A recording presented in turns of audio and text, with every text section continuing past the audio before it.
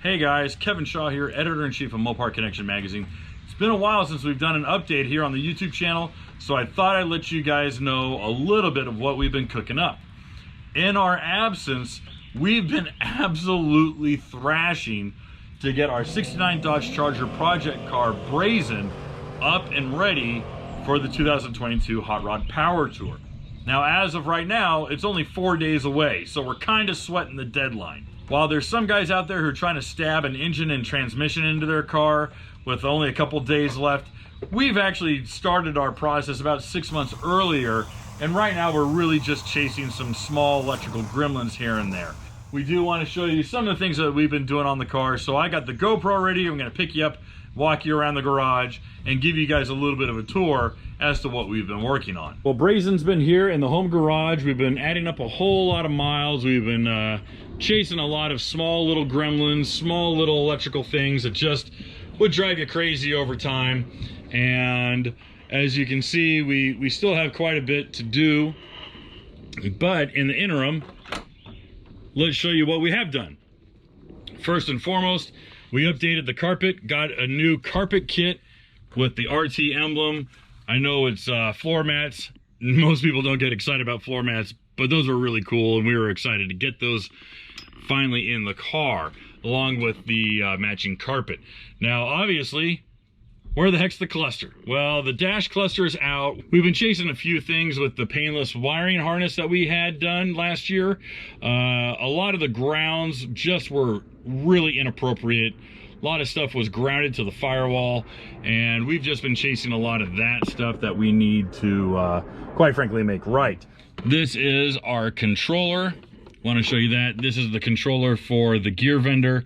We're making sure that it has a really good ground as well as consistent power. We found that a few times it'll kick out, and we want to make sure that it's really consistent and that we can really utilize the most out of this gear vendor.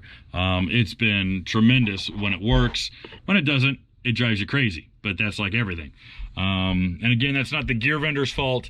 That's simply wiring this stinking car. So that has been on our to-do list. Something we also did recently was that we updated the cigarette lighter to a USB port. We've got a phone charger, and you can see it flips on. You can see the little blue LED. So that way we're not draining the battery when we're not using it. I don't like to have anything just permanently on. All right, and we're gonna walk over to our big pile of junk. This is all of our preparations. We've got quite a few tubs that we're gonna try to cram into the trunk of the car. These tubs are all 12-gallon storage, except for the small little guy right here. That's a 5.5 gallon. We're bringing as many chemicals as we can, whole bunch of parts cleaner, any sort of WD-40. We got brake oil, ATF.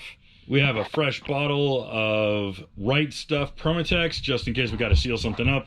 Lots of shop rags, big moving blankets, extra tools, a new lightweight aluminum jack that we're going to be cracking open and putting in the trunk. One big thing was about 2 months ago, we realized that if our overdrive system just wasn't going to be plain nice, we wanted to update the rear end of our Charger with a new carrier and ringing gear. Now, the reason why we went with this way was primarily because we were running 456 gears on our 35 spline Curry Dana 60. And quite frankly, although that's a lot of fun to drive around on the street, it's not really freeway friendly. And we wanted to make sure that we weren't tacking the car out like crazy driving with those 456 gears. So we reached out to Year One, and they got us in contact with Randy's Ringing Gear and Yukon. They're now in a partnership. So Randy's hooked us up with a brand new set of 410 gears and their new Grizzly locker. The Grizzly locker is ideal for a street strip combination, which is totally what we're doing here, and just made our drivability so much better, like way better.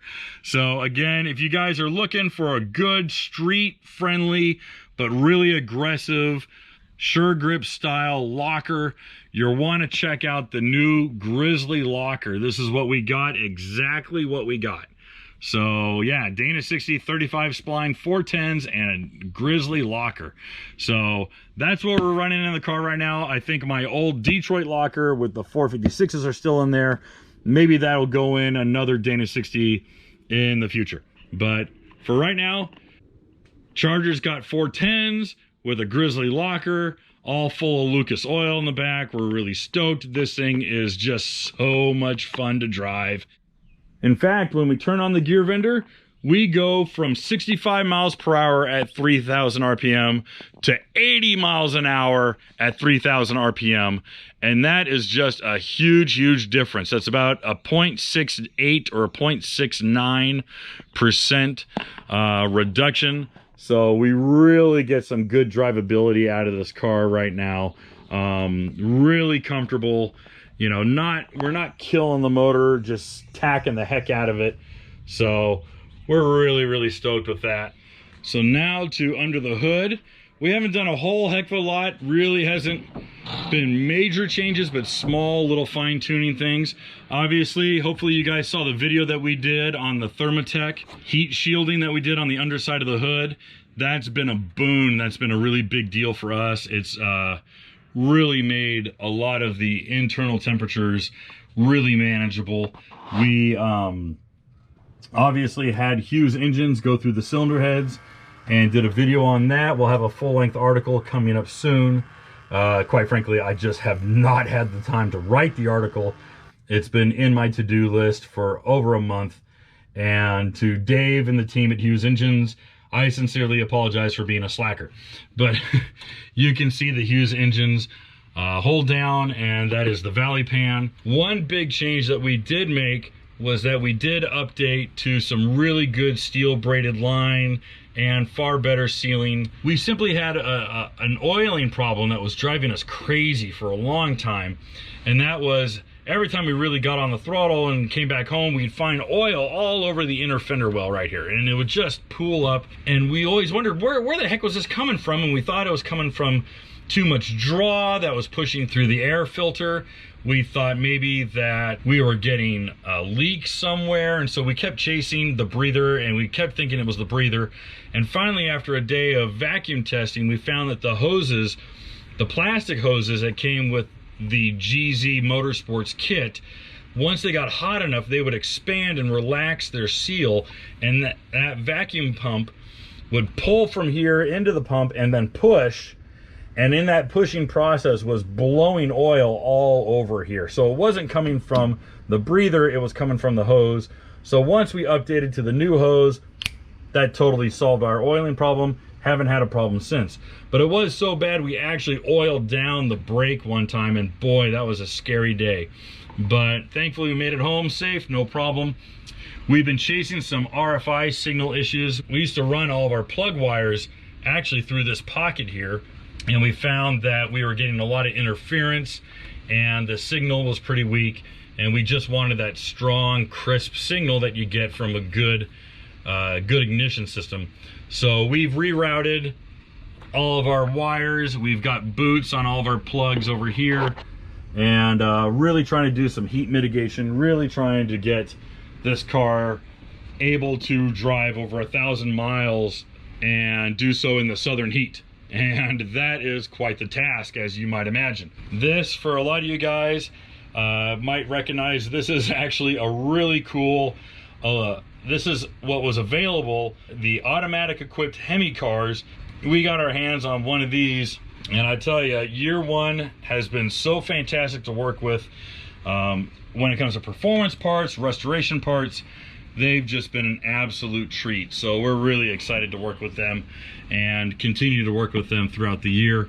Although we're not going to need it, our vintage air heating kit works great. It's a great defroster, great for keeping your feet warm on a cold morning. So we have that really good heater defroster kit. It's a really neat addition to the car, although we weren't expecting to do something like that. It was one of those last minute ones. Now I'm going to show you the workbench over here. We actually probably won't be able to get this kit installed, and I'm really bummed about it. But the Bear Brakes 15-inch wheel kit that we got, we ran into a major snag when it came to the wheel bearings. We are running the A-body, mid-70s A-body disc brake spindle kit, and these bearings are too stinking small. And we've reached out to Bear, and they are getting with their tech crew, but it was a last minute thing we just encountered, and we didn't really want to press out the bearings just yet and mar up these hubs. If they had replacement hubs, we were going to just send these back. And you might be asking, why on earth do I have 4 if we're only doing the front brakes?